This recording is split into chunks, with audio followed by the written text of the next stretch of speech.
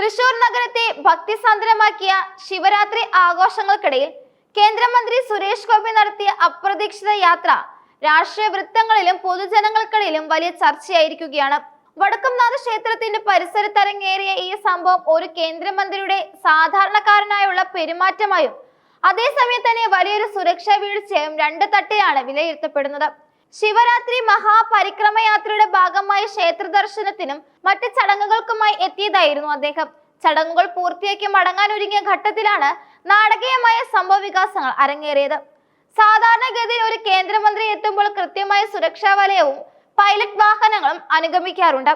എന്നാൽ വടക്കുംനാഥ ക്ഷേത്രത്തിന് സമീപം പാർക്ക് ചെയ്തിരുന്ന ഔദ്യോഗിക വാഹനം അദ്ദേഹം മടങ്ങാനെത്തിയ സമയത്ത് കൃത്യസ്ഥലത്ത് എത്താതിരുന്നതാണ് സന്ദർഭത്തെ സങ്കീർണമാക്കിയത്. ഏറെ നേരം കാത്തു നിൽക്കാൻ തയ്യാറാകാതെ സുരേഷ് ഗോപി സ്വീകരിച്ച നിലപാടാണ് എല്ലാവരെയും അത്ഭുതപ്പെടുത്തിയത്. തൃശൂരിന്റെ സ്വതസിദ്ധമായ ശൈലിയിൽ റോഡിനരികിലെ ഓട്ടോറിക്ഷ സ്റ്റാൻഡിലേക്ക് നടന്നു ചെന്ന അദ്ദേഹം അവിടെ ഉണ്ടായിരുന്ന ഒരു ഓട്ടോറിക്ഷയിലേക്ക് കൈകാട്ടുകയായിരുന്നു. ഒരു കേന്ദ്രമന്ത്രി തന്റെ മുന്നിൽ വന്ന് വണ്ടി വിളിക്കുന്നത് കണ്ടുനിന്ന ഓട്ടോ ഡ്രൈവർ പോലും ആദ്യമൊന്ന് അമ്പരന്നു പോയി.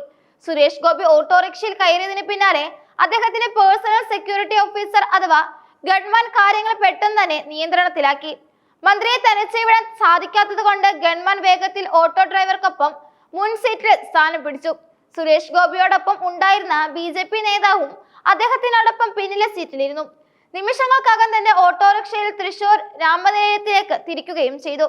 എന്നാൽ ഈ യാത്ര തുടങ്ങി ഏതാനും നിമിഷങ്ങൾക്കകം തന്നെ മന്ത്രിയുടെ ഔദ്യോഗിക വാഹനം സ്ഥലത്തെത്തിയെങ്കിലും സുരേഷ് ഗോപി ഓട്ടോയിൽ തന്നെ യാത്ര തുടരാൻ തീരുമാനിക്കുകയായിരുന്നു. തന്റെ ലളിതമായ ജീവിത രീതിയും സാധാരണക്കാരോടുള്ള അടുപ്പവും പ്രകടിപ്പിക്കാൻ ലഭിച്ച അവസരമായി ആരാധകർ ഇതിനെ കാണുന്നുണ്ടെങ്കിലും ഔദ്യോഗിക തലത്തിൽ ഇത് വലിയൊരു വീഴ്ചയായാണ് കണക്കാക്കുന്നത്. ഒരു കേന്ദ്രമന്ത്രിയെ നിശ്ചയിക്കപ്പെട്ട സുരക്ഷാ വാഹനങ്ങൾ ഉപേക്ഷിച്ച് അപരിചിതമായ ഒരു വാഹനത്തിൽ യാത്ര ചെയ്യുന്നത് പ്രോട്ടോകോൾ ലംഘനമാണെന്ന വാദം ശക്തമാണ്. പ്രത്യേകിച്ചും Z+ കാറ്റഗറിയിലോ അല്ലെങ്കിൽ ഉയർന്ന സുരക്ഷാ പരിധിയിലോ വരുന്ന വ്യക്തികൾ ഇത്തരത്തിൽ യാത്ര ചെയ്യുന്നത് അവരുടെ ജീവന് തന്നെ ഭീഷണിയായേക്കാം.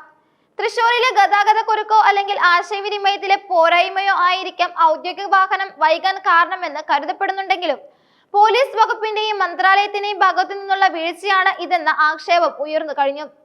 VIP മൂവ്മെന്റ് നടക്കുമ്പോൾ പൈലറ്റ് വാഹനങ്ങളും എസ്കോർട്ട് വാഹനങ്ങളും എവിടെ ഉണ്ടായിരിക്കണം എന്നതിനെ കുറിച്ച് കൃത്യമായ ധാരണ വേണമെന്നിരിക്കെ എങ്ങനെ ഇത്തരമൊരു സാഹചര്യം ഉണ്ടായെന്ന് പരിശോധിക്കപ്പെടേണ്ടതുണ്ട്. മന്ത്രിയുടെ ഈ നീക്കം സോഷ്യൽ മീഡിയയിൽ വലിയ തരംഗമാണ് സൃഷ്ടിച്ചിരിക്കുന്നത്. സാധാരണക്കാരന്റെ മന്ത്രി എന്ന പ്രതിച്ഛായ വർദ്ധിപ്പിക്കാൻ ഈ സംഭവം സഹായിച്ചുവെന്ന് ഒരു വിഭാഗം വാദിക്കുമ്പോൾ നിയമങ്ങൾ പാലിക്കാൻ ബാധ്യസ്ഥനായ ഒരാൾ ഇത്തരത്തിൽ എടുത്തുചാടി തീരുമാനങ്ങൾ എടുക്കുന്നത് ശരിയല്ലെന്ന് മറ്റൊരു വിഭാഗം ചൂണ്ടിക്കാട്ടുന്നു. തൃശൂർ പൂരം പോലുള്ള വലിയ ജനക്കൂട്ടം എത്തുന്ന ഇടങ്ങളിൽ സുരക്ഷാ ക്രമീകരണങ്ങൾ പാളുന്നത് അപകടകരമാണെന്ന മുന്നറിയിപ്പും ഇതിലൂടെ ലഭിക്കുന്നുണ്ട്.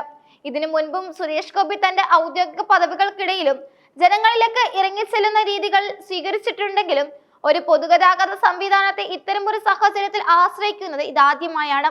സംഭവത്തിന് പിന്നാലെ ഉന്നത പോലീസ് ഉദ്യോഗസ്ഥർ ഈ കാര്യത്തിൽ റിപ്പോർട്ട് തേടിയിട്ടുണ്ട്. മന്ത്രിയുടെ വാഹനം എവിടെയായിരുന്നുവെന്നും ഡ്രൈവർക്ക് കൃത്യമായ നിർദ്ദേശം ലഭിച്ചിരുന്നോ എന്നും പരിശോധിക്കുന്നുണ്ട്. ശിവരാത്രി ദിനമായതിനാൽ തൃശൂർ നഗരത്തിൽ വലിയ തിരക്കാണ് അനുഭവപ്പെട്ടിരിക്കുന്നത്. ഈ തിരക്കിനിടയിൽ വാഹനം പെട്ടുപോയതാകാൻ സാധ്യതയുണ്ടെന്നാണ് പ്രാഥമിക നിഗമനം.